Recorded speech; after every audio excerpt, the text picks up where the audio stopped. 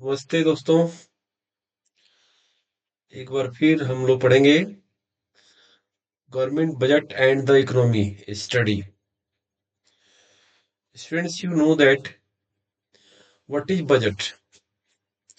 Budget क्या है? It is an annual statement showing itemised estimation of receipt and expenditure during fiscal year. एक साल के अंदर में जो हमारा रिसिप्ट, टोटल रिसिप्ट जो होता है, जो एक्सपेंडिचर होता है एक साल के अंदर में, उसी को हम बोलते हैं government budget. It means that जो एस्टिमेट बनाते हैं उसको गवर्नमेंट बजट बोलते हैं। और जो एक साल भारत का होता है वो होता है अप्रैल टू मार्च इंडिया में। ऑब्जेक्टिव ऑफ गवर्नमेंट बजट के 5 ऑब्जेक्टिव बताया गया था। एक होता है रिलोकेशन ऑफ रिसोर्सेज, दूसरा होता है रिड्यूसिंग इनइक्वालिटी, तीसरा होता है management of public sector enterprises, चौथा होता है इकोनॉमिक ग्रोथ, और पांचवा इकोनॉमिक स्टेबिलिटी होता है। तो फर्स्ट वाला रिलोकेशन ऑफ रिसोर्सेज, इसको पढ़ेंगे हम लोग। इसके 3 पॉइंट बनते हैं। क्लास में जब एग्जाम में आता है तो पॉइंट वाइज आंसर लिखना होता है। तो पहला जो पॉइंट है, to create balance between the goals of profit maximisation and social welfare. यह प्रॉफिट मैक्सिमाइजेशन का काम भी करता है और इसमें सोशल वेलफेयर का भी बजट में लोकेट किया जाता है, रिसोर्स इसको रिलोकेट किया जाता है। दूसरा है production of harmful consumption goods can be discouraged, यानी कि इंडिया में जो हार्मफुल प्रोडक्ट्स जो पैदा किए जाते हैं, जैसे कि जय शराब हो गया, सिगरेट हो गया, ये सभी का प्रोडक्शन किया होता है। उसको डिस्करेज करने के लिए उसको हाई चार्ज लगाया जाता है, हेवी टैक्स लगाया जाता है।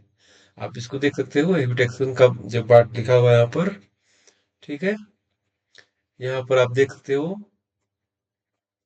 ये जो हेवी टैक्सेशन द्वारा जो है इसमें इसको जो है हरासमेंट करने का काम किया जाता है। तीसरा जो दिया हुआ है आपका, production of socially useful goods like khadi product should be encourage. और जो सामाजिक रूप से जो स्वस्थ जो वर्क कर रहे हो इंस्टीट्यूशन, जो कंपनियां काम कर रही हैं, उनको प्रोत्साहन देने का भी काम किया जाता है, जैसे कि खादी का प्रोडक्ट हमारा प्रोत्साहन दिया जाता है। तो ये था आपका जो है 3 रिलोकेशन के पार्ट होते हैं। तीनों पॉइंट वाइज आप लोग आंसर लिखिएगा, आप लोग के लिए फायदेमंद रहेगा। स्टूडेंट्स, आप समझ पा रहे हैं? इसके बाद जो है आपका है दूसरा पॉइंट है redistribution of income and wealth. Income and wealth जो होता है, यानी कि हमारे जो देश में जो इनकम आता है और प्रॉपर्टी बनती है, उसका जो है, चूंकि हम लोग टैक्स के द्वारा हमारे पास पैसा आता है, तो उस पैसे का रीडिस्ट्रीब्यूशन जो होता है वो सरकार करती है। और उसके थ्रू जो है आपको कई उपाय करती है, जैसे गांव में उसका जो है कभी भी इनिक्विटी ना हो, तो वो रिड्यूसिंग करती है इनिक्विटी का। दूसरा करती है प्रोग्रेसिव टैक्स लगाती है, उस टैक्स के द्वारा द्वारा जो है इनिक्विटी को कम करने का, यानी कि ज्यादा कमाने वालों को ज्यादा टैक्स देना पड़ता है, कम कमाने वालों को कम टैक्स देना पड़ता है। तो इस तरह से इनिक्विटी को दूर करने का प्रयास करती है।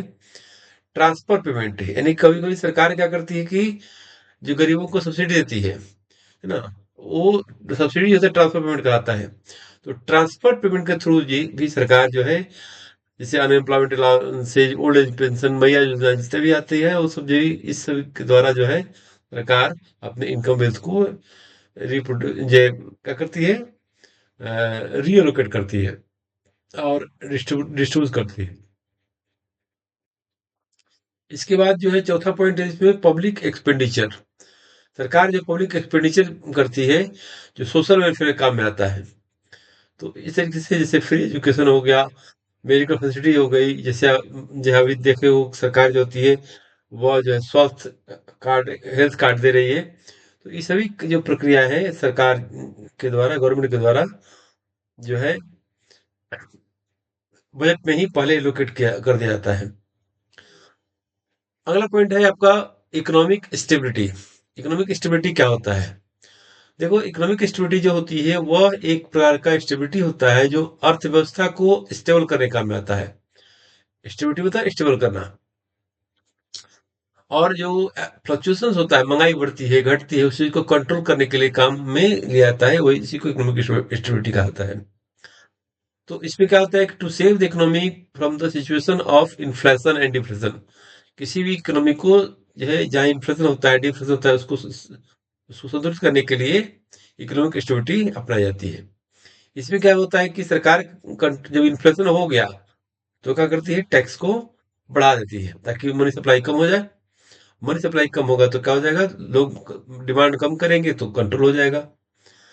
और इस तरीके से प्राइवेट कंजम्पशन घटता है, और जो है एक्सपेंडिचर कम करने से मार्केट जो महंगाई है वो क्या होता है, कम हो जाता है। दूसरा पॉइंट ये इसमें दिया हुआ है, इसमें आपको जानना चाहिए कि जब भी इकोनॉमिक स्टेबिलिटी लाना हो तो सरकार टैक्स बढ़ाती है। यदि जो है महंगाई नहीं है, डिफ्लेशन है, मंदी है, तो गवर्नमेंट क्या करती है, टैक्स को घटा देती है ताकि लोगों को पैसा आ जाएगा, मनी सप्लाई बढ़ेगा, तो क्या हो जाएगा, लोग इनकरेज होंगे और धीरे धीरे मार्केट से सामान खरीदेंगे, एक्सपेंडिचर करेंगे, तो डिमांड बढ़ जाएगा। तो मेन आपका ध्यान देने की जरूरत यह है कि स्टेबिलिटी के थ्रू महंगाई बढ़ने पर इन्फ्लेशन कंट्रोल करने के लिए टैक्स बढ़ाती है सरकार फिस्कल पॉलिसी के तहत, और इन्फ्लेशन कंट्रोल करने के लिए, डिफ्लेशन कंट्रोल करने के लिए टैक्स घटाती है। ये दिमाग में रखना है आप लोगों को। अगला पॉइंट है आपका management of public sector enterprises. जो थर्ड पॉइंट है बजट का, जो ऑब्जेक्टिव होता है, उसमें जो होता है पब्लिक सेक्टर इंटरप्राइज को मैनेज करना। गवर्नमेंट क्या करती है, ऐसी एक्टिविटी चलाती है जिससे क्या होता है कि जो प्रकृति होता है, प्रकृति के अंदर जो मोनोपोली फीलिंग होती है वो दूर होता है। और सरकार की कंपनियां, उसकी जो अपना सोशल वेलफेयर कंपनियां होती है वो चलती रहती है, जैसे रेलवे हो गया, चलती है। बहुत सारी सरकारी कंपनियां जो लगी हुई है, जिससे प्रोडक्शन होता है, और वो प्रोडक्शन करके जो है क्या होती है कि निजी क्षेत्र को या किसी भी क्षेत्र को सस्ते में जी सुविधा प्रदान करती है। जैसे आज देख रहे हो रेलवे में बहुत सारे जो है जो सरकारी तंत्र काम करते हैं, जो जिसमें कि आप कम से कम मिनिमम रेट ऑफ फेयर दे करके आप बहुत दूर दूर तक यात्रा कर सकते हो। तो ये मैनेजमेंट कौन काम करता है, गवर्नमेंट के बजट में गवर्नमेंट द्वारा किया जाता है। हमारे देश में जैसे बीएसएनएल हो गया, कोयला भवन का बीसीएल हो गया, इसके साथ साथ जितने भी रेलवे हो गया, ये सभी में क्या होता है कि सरकार ही उसको मैनेज करती है। तो ये बजट के थ्रू ही मैनेज होता है। इसके बाद आप पढ़ोगे इकोनॉमिक डेवलपमेंट का प्रमोशन करना। ये भी एक काम है, फंक्शन है गवर्नमेंट का बजट में, कि हर बार 5 ईयर प्लान बनता है, और उस प्लान के तहत जो है डेवलपमेंट क्या किया जाए, क्या नहीं किया जाए, है ना, इस सब का तैयारी जो होता है ये गवर्नमेंट बजट के थ्रू ही करती है। संक्षिप्त में कहा जाता है, इन शॉर्ट, संक्षिप्त में हम कहेंगे कि बजट जो होता है एक पावरफुल वेपन होता है, एक मजबूत वेपन होता है, जिसके द्वारा गवर्नमेंट क्या करती है कि एम्प्लॉयमेंट जनरेशन काम करती है, डिस्ट्रीब्यूशन का काम करती है, जनरेशन ऑफ इनकम भी करती है, इनकम डिस्ट्रीब्यूशन करती है, और स्पेंडिंग करती है। ये काम जो है आरबीआई गवर्नमेंट अपने बजट के थ्रू करती है, जिसे कि तीन चार जो फंक्शन होता रहे, एक रिलोकेशन रिसोर्स होता रहेगा, उसके बाद आपका redistribution of income and wealth रहता है, इक्विटी लाना होता है, पब्लिक सेक्टर एंटरप्राइज को मैनेज करना होता है, इकोनॉमिक ग्रोथ भी करना है, इकोनॉमिक स्टेबिलिटी भी करना है, और डेवलपमेंट भी करना है। तो ये सब प्रक्रिया जो होती है बजट के थ्रू गवर्नमेंट करती है। और बजट के कंपोनेंट कितने होते हैं स्टूडेंट्स, आपको पता होगा सभी लोगों को, कि हमने बताया था कि बजट के दो कंपोनेंट दो पार्ट होते हैं। एक होता है रिसिप्ट, एक होता है एक होता है आपका एक्सपेंडिचर, एक होता है रिसिप्ट, ध्यान रखना, रिसिप्ट, रिसिप्ट, और एक होता है एक्सपेंडिचर, एक्सपेंडिचर होता है। तो अब जो होता है इसमें, इस रिसिप्ट एक्सपेंडिचर में, रिसिप्ट को रेवेन्यू कहा जाता है, और एक्सपेंडिचर को आपको जो है एक्सपेंडिचर ही कहते हैं, है ना। तो रिसिप्ट में दो पार्ट होते हैं, एक कैपिटल रिसिप्ट होता है, एक जो है आपका रेवेन्यू रिसिप्ट होता है। तो रेवेन्यू रिसिप्ट वो होता है, ध्यान रखो, रेवेन्यू रिसिप्ट वो होता है कि जिसमें कि neither create liability nor reduce asset, ये होता है। ना इससे लायबिलिटी क्रिएट होता है, ना ये रेसिट रिड्यूस होता है। समझ में आ गया? इसमें एक यहाँ पे दो पार्ट दिया, रेवेन्यू बजट दिया हुआ है और एक कैपिटल बजट दिया हुआ है। रेवेन्यू बजट में दो पार्ट दिया, रेवेन्यू रिसिप्ट और capital revenue expenditure. Capital budget में दो पार्ट दिया हुआ है, कैपिटल रिसिप्ट और कैपिटल एक्सपेंडिचर। ध्यान रखना इसमें यह ध्यान रखना बात है कि यहाँ रेवेन्यू रिसिप्ट है या कैपिटल रिसिप्ट है। और दूसरी पार्ट यहाँ पर है कि यहाँ पर आपका कैपिटल रेवेन्यू एक्सपेंडिचर है, यहाँ पर कैपिटल एक्सपेंडिचर है। तो ये चार कॉन्सेप्ट इसमें हो गया। तो रेवेन्यू बजट में दो पार्ट होते हैं, revenue receipt, capital receipt. Capital budget में दो पार्ट होते हैं, capital receipt, capital expenditure. Revenue receipt, revenue expenditure, capital receipt, capital expenditure, ये दो जो है चार पार्ट हुए। तो इसको ध्यान देना है। इसके दो कंपोनेंट हो गए, बजट रेवेन्यू और कैपिटल, रेवेन्यू बजट और कैपिटल बजट। किसी किसी ये बुक में ऐसा लिखा था कि रिसिप्ट और एक्सपेंडिचर लिखा रहता है। तो ये जो है इसके बाद जो हम लोग पढ़ना है कि रेवेन्यू रिसिप्ट में और कैपिटल एक्सपेंडिचर में कौन कौन आता है। रेवेन्यू रिसिप्ट में टैक्स रेवेन्यू आता है और नॉन टैक्स रेवेन्यू आता है।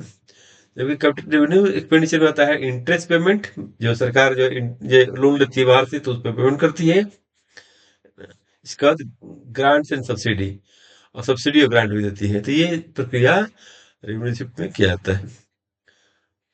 तो ये आप लोग को ध्यान देना है। इसके बाद जो होता है आपका, देखो आप देख सकते हो स्क्रीन पर ये कितने पार्ट दिए हैं। रेवेन्यू रिसिप्ट, इसके बाद रेवेन्यू रिसिप्ट के बाद ये कैपिटल रिसिप्ट। रेवेन्यू का दो पार्ट होते हैं, tax revenue, non tax revenue. Capital का ये चार पार्ट होते हैं, recovery of loans, borrowing, disinvestment, small savings, ये सब कैपिटल रिसिप्ट का पार्ट होते हैं। फिर टैक्स रेवेन्यू के दो पार्ट होते हैं, डायरेक्ट टैक्स और इनडायरेक्ट टैक्स। और यहाँ पर देख सकते हो आप लोग कि जो टैक्स, ये जो रिसिप्ट होते हैं इसमें नॉन टैक्स रेवेन्यू होता है, उसका जो कई पार्ट होते हैं। Interest receipt, profit dividend, free fines, special assessment, gift and grants और एसेट। एसेट एग्जाम में एक बार दो बार आ चुका है ना। तो ये जो है नॉन टैक्स रेवेन्यू है। ये जो है नॉन टैक्स रेवेन्यू सरकार को मिलती है, यानी कि गवर्नमेंट बजट के थ्रू इसको प्राप्त करती है। तो ये नॉन टैक्स रेवेन्यू में पांच छह दिया लिखा हुआ है, interest, profit dividend, fee fine, assessment, gift and grants, asset. और आपका कैपिटल रिसिप्ट में चार होते हैं, recovery of loan, borrowing, disinvestment और स्मॉल सेविंग्स। ये जो होता है रिकवरी ऑफ लोन में होता है। तो स्टूडेंट्स इसको ध्यान से पढ़ना है आप लोग को। Next, revenue receipt. Revenue receipt में क्या होता है कि it refers to the estimated receipt of the government which neither create liability nor ये रिड्यूस एसेट। तो न लायबिलिटी से क्रिएट होता है, न एसेट रिड्यूस होता है। जैसे टैक्स, जैसे tax revenue, direct tax, indirect tax, आप देख सकते हो। दो, जैसे डायरेक्ट टैक्स में क्या होता है कि सरकार टैक्स लेगी तो सरकार को देनदारी नहीं बनती आगे जाकर के। और ना उसका कोई संपत्ति बेची, है ना, तो इसे नाइदर क्रिएट लायबिलिटी होता है, नॉर रिड्यूस एसेट होता है। इसके बाद है डायरेक्ट टैक्स। डायरेक्ट टैक्स में क्या होता है, जो इंसिडेंस ऑफ टैक्स होता है वह जो है उसी आदमी को देना पड़ता है जिस पर पड़ता है। Tax falls on the same person who page tax. जो इसमें इनकम टैक्स होता है, प्रॉपर्टी टैक्स होता है ना, कॉर्पोरेशन टैक्स होता है, गिफ्ट टैक्स होता है। ये सब टैक्स पर जितना भी पैसा आप लगाते हो, सरकार जो लेती है वो टैक्स जो होती है उसका एक पार्ट होता है। स्टूडेंट्स ध्यान रखना इसमें कि टैक्स जो होता है वह एक तरह का जो है इंसिडेंस होता है, जो टैक्स पेयर को डायरेक्टली फॉल करता है तो डायरेक्ट टैक्स हो जाएगा। जब इनडायरेक्टली होता है तो ये इनडायरेक्ट टैक्स होता है। तो इसमें ध्यान देता है incidence of tax falls on the same person tax payer directly. तो ये पार्ट हो गया। नेक्स्ट हो गया आपका, नेक्स्ट हो गया इनडायरेक्ट टैक्स।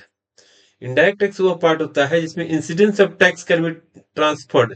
यहाँ ट्रांसफर्ड ने शिफ्टेड लिखेंगे, shifted, shifted, shifted to other person.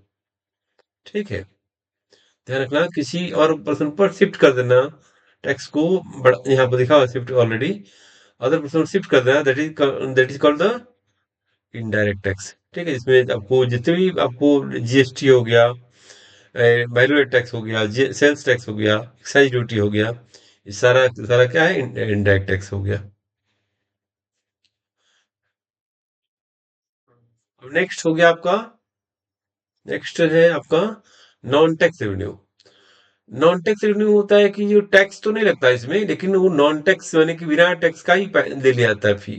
जैसे कि फी हो गया, फाइन हो गया, है ना। अगर किसी कंपनी किसी देश को लोन दिए तो उसपे इंटरेस्ट मिलेगा, या कोई लोन लिया तो उसको इंटरेस्ट मिलेगा, वो इंटरेस्ट देगा सरकार को। तो ये जो टैक्स का इंटरेस्ट पैसा होता है लोन के द्वारा लोन के बदले मिलने वाला, वो जो होता है सरकार का क्या होता है, नॉन टैक्स रेवेन्यू होता है। क्योंकि इससे neither create liability nor reduce it, इसका प्रॉफिट एंड डिविडेंड भी एक तरह का नॉन टैक्स होता है, फी और फाइन भी नॉन टैक्स होता है, और गिफ्ट और ग्रांट भी नॉन टैक्स रेवेन्यू होता है, एससी भी नॉन टैक्स रेवेन्यू होता है। तो ये नॉन टैक्स रेवेन्यू जो होता है गवर्नमेंट के लिए एक फ्रूटफुल है। नेक्स्ट है capital receipt. Any receipt of the government which either create liability और रिड्यूस एसेट। कोई भी ये तो लायबिलिटी क्रिएट करता है, जैसे हम लोन लिया तो हमको लायबिलिटी हो गया ना, देना पड़ेगा ना। तो वो जो होता है क्या होता है, एक तरह का क्रिएट लायबिलिटी क्रिएट करता है, या हमारी एसेट को रिड्यूस करता है। जैसे कोई कंपनी, बाहर की कंपनी इन्वेस्ट की तो प्रॉपर्टी खरीदी ना, तो वो क्या होता है, हमारा एसेट रिड्यूस होता है। तो इसीलिए इसको आइदर क्रिएट लायबिलिटी और रिड्यूस एसेट बोलते हैं। जैसे बोरोइंग आता है, लोन लिया, जैसे आप गवर्नमेंट जो होती है आईएमएफ से, वर्ल्ड बैंक से लोन लेती है, इसका रिकवरी ऑफ लोन आ गया। डिसइन्वेस्टमेंट यानी कि हम संपत्ति कोई विदेशी कंपनी वाला खरीद रही है, हम अपनी संपत्ति विदेशों विदेशों को विदेशियों को भेज रहे हैं। और एनएससी और केवीपी जो होता है वो एक प्रकार का कैपिटल रिसिप्ट के अंदर में आता है। इसके बाद जो है बजट एक्सपेंडिचर। जो रिसिप्ट होता है उसका जस्ट उल्टा क्या होता है, बजट एक्सपेंडिचर होता है। It is estimated estimate of government under the various heads. इसमें दो पार्ट होते हैं, रेवेन्यू एक्सपेंडिचर होता है और कैपिटल एक्सपेंडिचर होता है ना। कैपिटल एक्सपेंडिचर आप मालूम होगा, सड़क बनाने में, बिल्डिंग बनाने में, स्कूल अस्पताल बनाने में, हॉस्पिटल बनाने में, क्या होता है, कैपिटल एक्सपेंडिचर पार्ट होता है। और रेवेन्यू में क्या होता है कि सरकार क्या करती है कि टैक्स लगाती है, इंडायरेक्ट टैक्स लगाती है, तो रेवेन्यू लगाती है। तो वो वैसा पैसा खर्चा भी करती है, सब्सिडी भी खर्च कर दी सरकार, सैलरी दे रही है, तो एक होता है रेवेन्यू एक्सपेंडिचर होता है। माने क्या होता है, इससे न एसेट क्रिएट होता है, न लायबिलिटी घटती है, ये होता है। आप देख सकते हो बजट एक्सपेंडिचर में दो पार्ट होते हैं, रेवेन्यू एक्सपेंडिचर, कैपिटल एक्सपेंडिचर। देख सकते हो यहाँ पर, यह interest payment, grants and subsidies, payment of wages salaries, expenditure on education and health, expenditure on defence. Capital expenditure में होता है expenditure on the construction of buildings, roads, bridges, so expenditure on machinery, equipments, expenditure on purchasing shares, expenditure on loans to states, repayment of loan। ये सभी क्या होता है, capital expenditure का एक पार्ट होता है।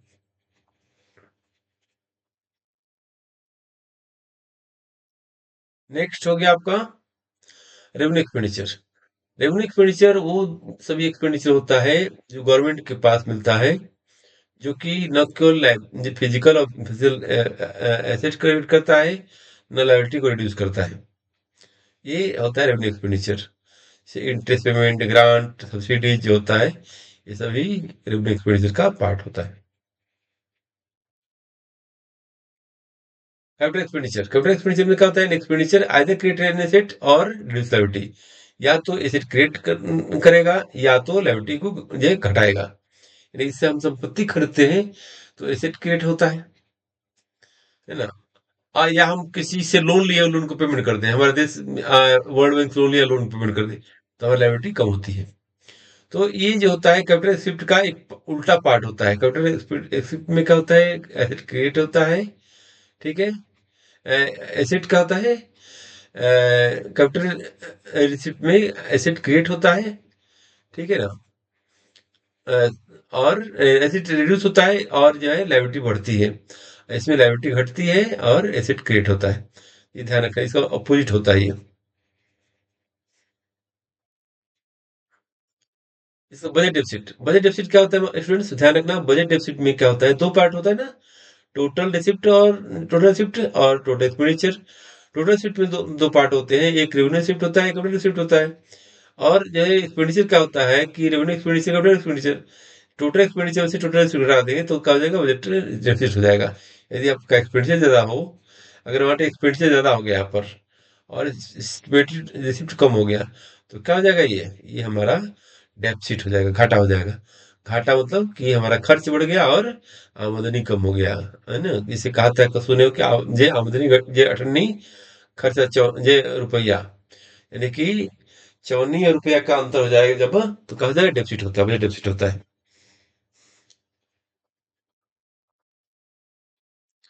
आगे है डेफिसिट के कितने पार्ट होते हैं। देखो रेवेन्यू डेफिसिट तीन पार्ट होता है। एक रेवेन्यू डेफिसिट होता है, एक जो आपका होता है रेवेन्यू डेफिसिट में क्या होता है, रेवेन्यू एक्सपेंडिचर से रेवेन्यू ज्यादा होता है, यानी कि रेवेन्यू एक्सपेंडिचर जो होता है यहाँ पर ज्यादा है रेवेन्यू रिसिप्ट से, यानी खर्चा हम ज्यादा कर रहे हैं और हम आमदनी कम होता है, ठीक है। इसीलिए यहाँ पर क्या होता है, रेवेन्यू डेफिसिट हो गया। अगर कहीं भी किसी भी कंट्री में रेवेन्यू डेफिसिट होता है, तो इसका मतलब सरकार को लोन लेना पड़ेगा, और उस चीज को हम बोलते हैं, ये आपका जो है फिस्कल डेफिसिट में आता है।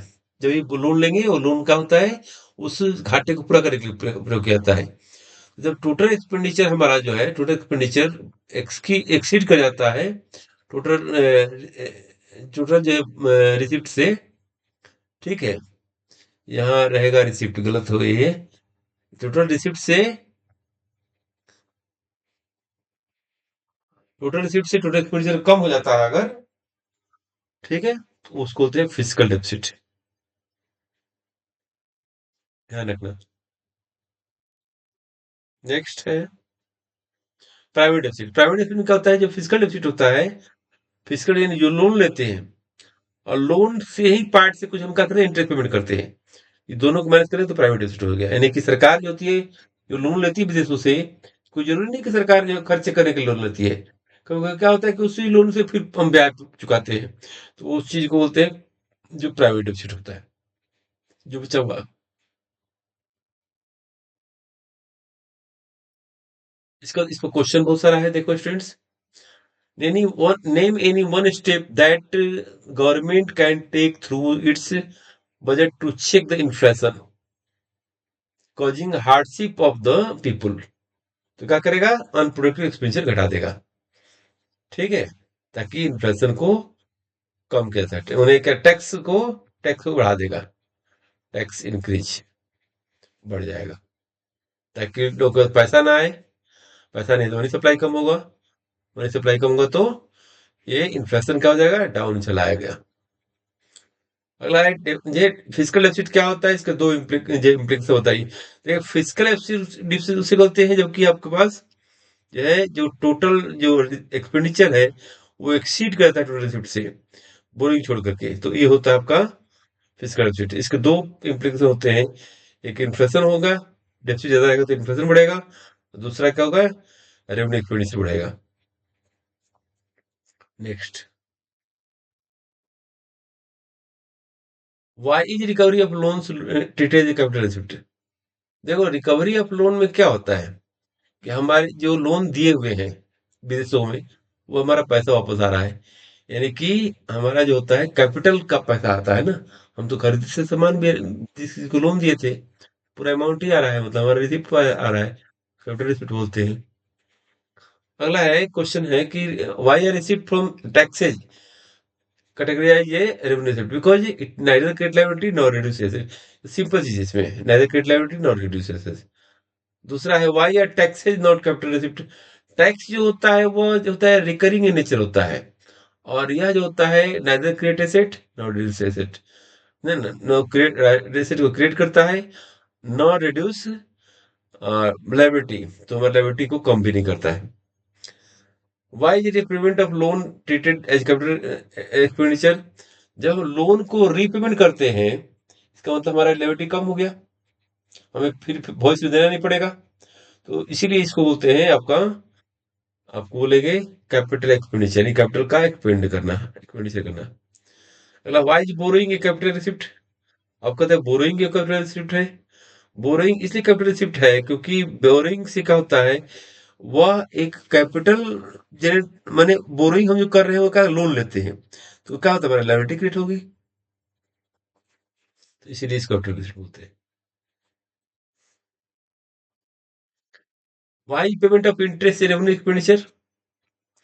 देखो, पेमेंट ऑफ इंटरेस्ट का मतलब क्या होता है, हम पेमेंट ऑफ इंटरेस्ट क्या करते हैं, ये जो पेमेंट ऑफ इंटरेस्ट होता है, यानी कि हमने, ये वो रिकरिंग नेचर होता है, उसको हम पेमेंट करेंगे तो हमारा लायबिलिटी भी कम नहीं हुआ, और हमारा जो बर्डन जो होता है वो हमारा क्या होता है, as a create burden, no reduce liability.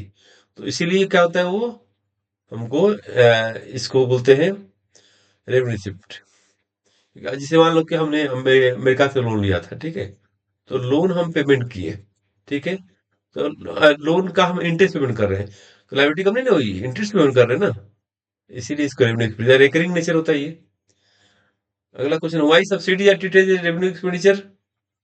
देखो, रेवेन्यू एक्सपेंडिचर इसलिए बोलते हैं क्योंकि यह जो होता है एक्सपेंडिचर में क्या होता है, neither create liability non reduce asset, यानी कि न लायबिलिटी क्रिएट किया न रिड्यूस एसेट रिड्यूस किया, इसीलिए इसको सब्सिडी के पैसे को हम रेवेन्यू एक्सपेंडिचर बताते हैं। What steps can taken through market to reduce the consumption of product harmful for health? कौन सा स्टेप्स हमें लेना चाहिए ताकि हम जो प्रोडक्शन कर रहे हैं वह हेल्थ के लिए हार्मफुल हो जाए? ठीक है, तो क्या करती है सरकार, हेल्थ पर पैसा ज्यादा खर्च करे, ठीक है, ताकि जो है उस प्रोडक्ट कंजम्पशन करने से हमारा हेल्थ सुधार जाएगा, है ना। इसको आप आंसर सब लिख लोगे कभी, बहुत अच्छा रहेगा, है ना, क्योंकि कौन सा स्टेप टेक किया गवर्नमेंट ने, ताकि जिससे क्या होता है, हमारा कंजप्शन रिड्यूस करेगा, reduce consumption of product harmful to for health, यानी कि प्रोडक्ट हार्मफुल फॉर हेल्थ के जो प्रोडक्ट होता है उसका कंजप्शन कम कर, टैक्स बढ़ा देगा, सिगरेट पर टैक्स बढ़ा दिया, शराब पर टैक्स बढ़ा दिया, या शराब पर रोक लगा दी, तो इससे क्या होता है, जो हार्मफुल ऑफ हेल्थ वाले प्रोडक्ट होते हैं उसको, उसे निजात पाने में सहायता मिलेगी। 9 नंबर का, what steps can be taken through the budget to reduce the gap between rich and poor? तो रिड्यूसिंग इक्विटी टैक्स गरीब बढ़ाता है और गरीब पर टैक्स लगाता है, ये हो गया answer. Explain briefly the objectives of budget? Budget का ऑब्जेक्टिव क्या होते हैं, तीन ऑब्जेक्टिव होते हैं, चार बताया गया था आप लोग को। एलोकेशन रिसोर्सेज होता है, रिड्यूस ऑफ इनकम एम्प्लॉयमेंट होता है, इसका मैनेजमेंट ऑफ पब्लिक सेक्टर हो गया, इसका होता है आपका, एक और होता है, आप इसको stability, economic stability, economic growth, ये होता है। स्टूडेंट्स, इतने क्वेश्चंस हैं, आप इसको पढ़ सकते हो, इसमें ये क्वेश्चन पढ़ लेना, डायरेक्ट टैक्स इनडायरेक्ट टैक्स में अंतर क्या होता है बताया गया था, और बजटरी पॉलिसी को इक्विटी कैसे रिड्यूस कर सकता है, या धनी पर टैक्स लगाएगा, गरीब को बढ़ेगा, इक्विटी दूर हो जाएगा।